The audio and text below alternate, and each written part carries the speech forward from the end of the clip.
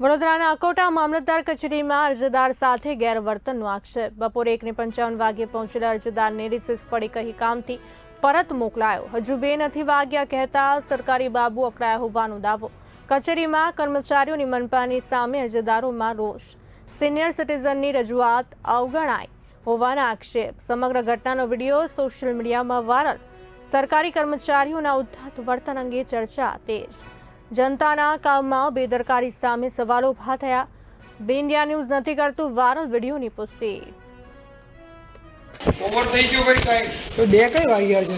2 વાગી ગયા ને તમારા વાગે મારો નહીં વાગ્યા કે તમારે મારે 55 થાય પતી ગયું ને ભાઈ તારે બંધ થયું તો હવે પોલીસ લોગિન તારે 2 તો વાગી જશે 5 મિનિટમાં થોડું થઈ જશે કામ।